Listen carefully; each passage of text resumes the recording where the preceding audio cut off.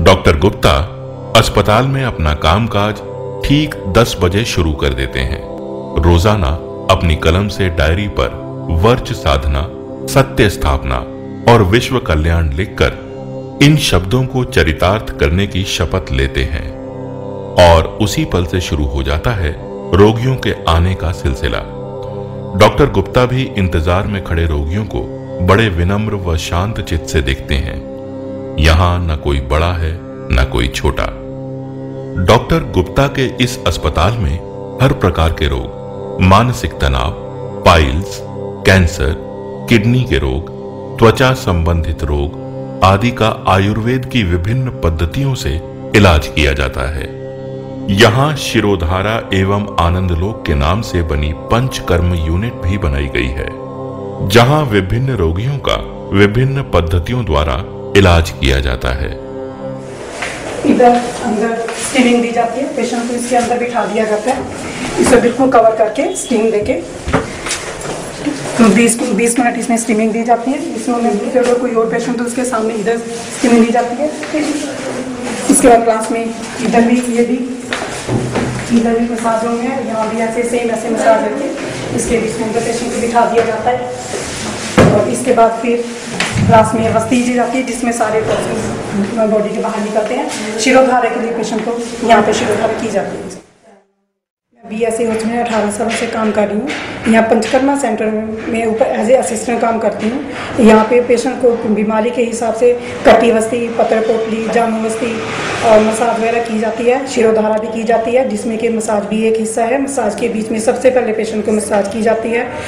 Massage के बाद steaming दी जाती है। स्टीमिंग में सारे शरीर के जो इतने सालों से टॉक्सिन बन जाते हैं उसको निकाला जाता है। फिर वस्ती दी जाती है, जिसके पेशेंट को बहुत रिलीफ मिलता है। यहाँ पे पेशेंट जो कि 20, 25, 30 सालों के बीमार मियाँ है, जो कि यहाँ पे ऊपर सीढ़ियों पे चढ़ भी नहीं पाते थे, वो भी बिल्कुल उनको 20 या 25 दिनों के बीच में पेशेंट खुद ऊपर चल के आता है, नीचे चल के जाता है। इस अस्पताल में कार्यरत लोग यहाँ कर्मचारी की हैसियत से नहीं, बल्कि स्वयं मालिकाना हक के भाव से कार्य करते हैं। यहाँ काम करने वाले कर्मचारी डॉक्टर गुप्ता को भगवान मानते हैं। उनके अनुसार कार्य के प्रति सकारात्मक मानसिकता डॉक्टर गुप्ता को देखकर स्वयं ही आ जाती है। बहुत ही अच्छा है कि हमें परमात्मा ने एक मौका दिया है ये लोगों की सेवा करने का, पुण्य कमाने का। ये किसी किसी को भी मौका मिलता है। यहाँ आके ना मैं इतनी खुश हूँ सभी की सेवा करके। मैं भी जहाँ ये नहीं सोच में काम करती हूँ, मैं सेवा के भाव से काम करती हूँ। पेशेंट ठीक होके जाए। ये हॉस्पिटल मेरे लिए मंदिर है और सर हमारे भगवान। जहाँ ऐसा कोई पेशेंट नहीं जो निराश हो गया। मेरे को 3 साल हो गए जहाँ जॉब करती हूँ। भी पेशेंट इतने निराश होते हैं, बाहर से इतने पैसे करते हैं, जहाँ उनको इतना रिलीफ मिलता है ना, वो दूसरे पेशेंट को बताते हैं भी हम जहाँ से ठीक होके आए आप भी आओ, आप भी वहाँ जाओ। इस अस्पताल में आयुर्वेदिक चिकित्सा के 2 प्रयोजनों का ही अनुसरण किया जाता है।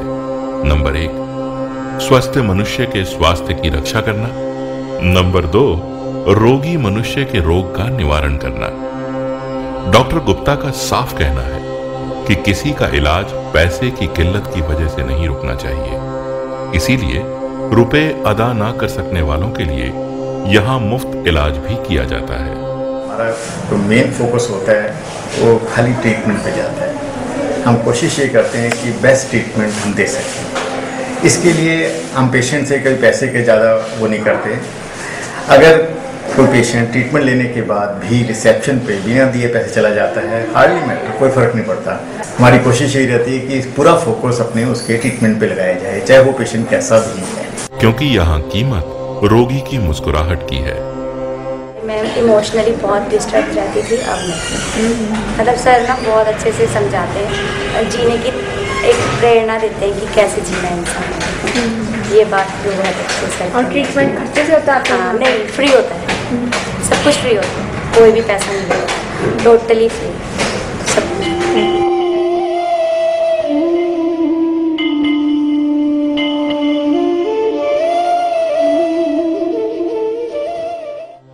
डॉक्टर गुप्ता के इस मानवीय कार्य के प्रति उनका पूरा परिवार भी समर्पित है। कहते हैं कि एक सफल पुरुष के पीछे एक नारी का हाथ होता है।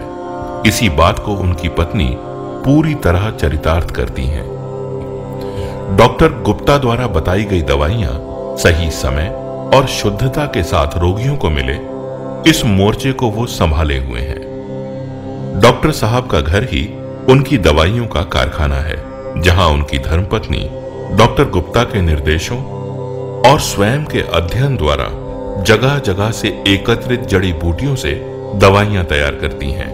इन दवाइयों के निर्माण में वे सही मानक और सही शुद्धता का पूरा ध्यान रखती हैं, क्योंकि वे जानती हैं कि सत्य स्थापना का उनके पति का भाव स्वयं शुद्धता से सिंचित दवाइयों का निर्माण ही है। तो जितनी इनकी मेडिसिन्स हैं, जितनी भी आयुर्वेदिक प्रिपरेशंस हैं, मैं ज़्यादातर घर में ही प्रिपेयर करती हूँ। उसमें एक तो ये फ़ायदा होता है कि हमें प्योर चीज़ मिलती है और हमें कॉन्फिडेंस भी होता है कि हम क्या बना रहे हैं और क्या पेशेंट को दे, और उसके इफ़ेक्ट्स भी हमें नज़र आते हैं। ये मेरे को गाइडलाइंस दे देते हैं कि ये मेडिसिन्स हैं, कुछ हम दिल्ली से मंगा लेते हैं, कुछ हम चंडीगढ़ से बाय करते हैं, कुछ अमृतसर से भी ले लेते हैं। तो उनका फार्मूला ये मुझे बताते हैं बुक्स वगैरह से देख के जो भी है, और उसके हिसाब से मैं उनको प्रिपेयर करती हूँ। डॉक्टर गुप्ता आज वो शख्सियत बन चुके हैं जिनकी मौजूदगी ही यहाँ का माहौल खुशगवार बना देती है। न माथे पर कोई शिकन, न जिंदगी से कोई शिकायत। बस युवा नायक स्वामी विवेकानंद जी के बताए मार्ग का अनुसरण करके औरों की चिंताओं को दूर करने का प्रण लिए हुए हैं। उनके दोस्त तो अक्सर उन्हें लाफिंग बुद्धा के नाम से बुलाते हैं। डॉक्टर गुप्ता एक बहुत बेहतरीन इंसान है। हम लोग उन्हें लाफिंग बुद्धा के नाम से जानते हैं। लाफिंग बुद्धा का सिग्निफिकेंस आप जानते होंगे जरूर।